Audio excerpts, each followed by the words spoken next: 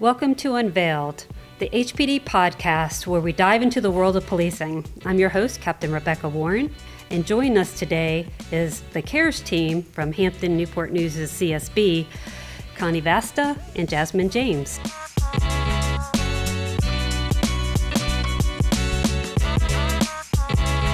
Welcome. Thank you for joining us. Thank you for having us.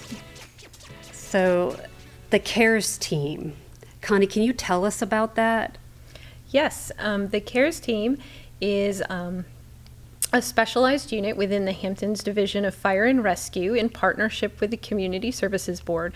It is a part of our Marcus Alert efforts. Marcus Alert, of course, is the statewide initiative that aims to reduce law enforcement involvement in behavioral health response to the safest extent possible. Part of that initiative is building up behavioral health mobile crisis efforts. So the Hampton Care Team is a specialized unit that partners an advanced medical responder from Hampton Fire and Rescue with a CSB behavioral health clinician, and they can be dispatched out to behavioral health crises that come through 911.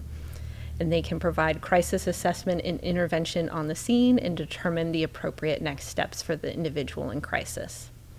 So police aren't always the best solution when it comes to a mental health crisis. It's critical in situations like those that we have professionals who are trained to provide the right care. Absolutely. Our role is to support these experts, not to replace them. So Connie, let's talk about some numbers. In 2023, law enforcement has what we call assault on law enforcement officers. And in 2023, we had 19 incidents where 6 of them involved ECO TDOs. In the years since then, 2024 and 2025, we typically still have anywhere between 20 to 17 assault on law enforcement.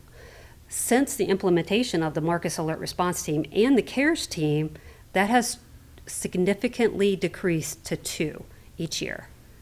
2 incidents involving ECO TDOs, which just tells us that we're on the right track. Would you add to that? Yes, absolutely. Every time that you can get a behavioral health clinician involved, you're going to lessen the possibility that someone will need to be placed under involuntary commitment, that ECO TDO process. When a clinician can come out and provide that assessment and that determination and help that individual there on the scene. Our Marcus Alert team and our Hampton Care team, the times in which, as the result of our assessment, the individual still needs to be placed under an ECO, we're running at 10% or less of the individuals that we come in contact with that need to be ECO'd. So we are diverting people from those involuntary hospitalizations and, diverting them to voluntary care, whether that be inpatient or outpatient. And since Hampton Cares has started in May, the number of evaluations they're doing has increased. Their first month in May, they completed 22 evaluations, and last month in October, it was 47 evaluations. So their numbers have steadily gone up. We're capturing more people, seeing more people in crisis as that and the Marcus Alert team is running. And just being able to do those diversions from those involuntary hospitalizations. We've been very successful in being able to avoid those involuntary hospitalizations for individuals in crisis, which, of course, as you said, is evidenced in the police numbers, less assault on law enforcement. So you say an ECO. An ECO is an emergency custody order. Anytime that police deal with an ECO or a TDO, which is a temporary detention order, it's one of the most challenging and most high-risk actions that an officer can do. When you bring in the right professionals that are trained to assess the situation, it greatly helps, not just with law enforcement, but also with the person involved. And with that being said, Jasmine, can you tell us about some success stories that you've had with CARES? Yeah, absolutely. As you guys have noted, we've been pretty instrumental in making sure that these individuals meet with somebody from a mental health perspective versus a law enforcement perspective. I think one of the most interesting ones was us being called to the scene of a juvenile courthouse where an individual had already been placed under an ECO. The officer went with his best judgment for the moment in order to keep that individual safe because she had made some suicidal statements. She had completed some vandalism. So there was also the element of them considering maybe charging her with a crime. So in that case, the least restrictive alternative at that time was to put her under an ECO. But now that she was calmed down and she was in the back of the police vehicle, there was the consideration of, is this the best thing for this individual right now?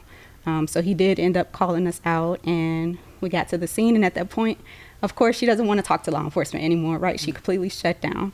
So I think one of the biggest things in dealing with individuals who are in the midst of a mental health crisis is making sure that they feel heard.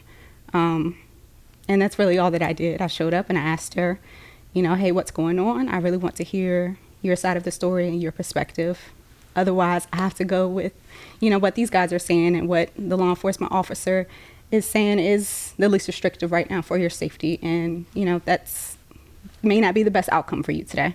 And she kind of opened up and she let me know she wasn't suicidal. She was just very afraid of the consequences of, her impending court case and things of that nature. So I was able to release the emergency custody order, and we deferred her to some community resources, which really was the best outcome for that scenario at that time. So I count that as a success. She didn't have to go to a hospital where it wasn't needed. She was able to remain in the community, not only with those community resources, but also with her family, who was a big support for her at that time. And then we were a resource available for the law enforcement officers. He didn't have to just rely on his own judgment in that moment. He was able to call somebody else out and have us talk to her. And yeah, I think it turned out pretty great. So Connie, can you tell us what hours CARES works? CARE is currently operating Monday through Friday, 10 a.m. to 6 p.m. So that will be CARE. The CSB Marcus Alert team has some hours in addition to that. Some days we operate 24 hours. Some days we have hours of coverage less than that, but we're working on building up our availability with the CSB Marcus Alert team. That during CARE operations, obviously, they're going to be the first team dispatched out to mental health crisis. We can be a backup in case CARE is already involved in a mental health call, and we have those CSB clinicians that operate outside of those hours of CARE as well. So we have a lot of coverage in Hampton of mental health clinicians available for behavioral health crisis. And the important thing is that CARES is available for the officers during the daytime, and then the Marcus Alert Response Team is there mostly on the weekends and at night, which is what the whole goal of this program is.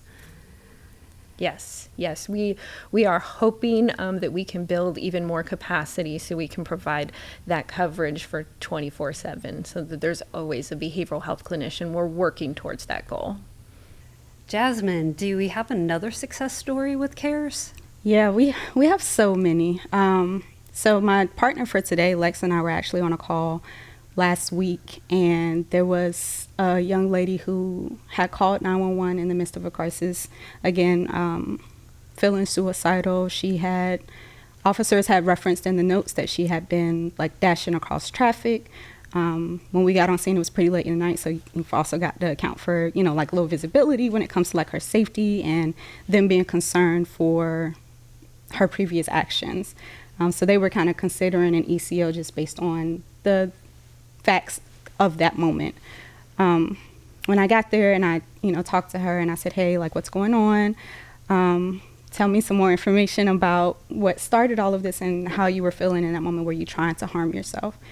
She was not suicidal. She was frustrated. And a lot of times that can come out in very many ways, especially she's 18. So there's a lot of, struggles to process emotions and feelings and to name the right one in that moment. In the end, she was just very frustrated with her current situation. There were some interpersonal relationship problems. There were some housing issues at that moment. She was also in a foster care situation. So just a lot of details that were very overwhelming to her in that moment. And the number one thing that we were trying to figure out was, what to do with her then.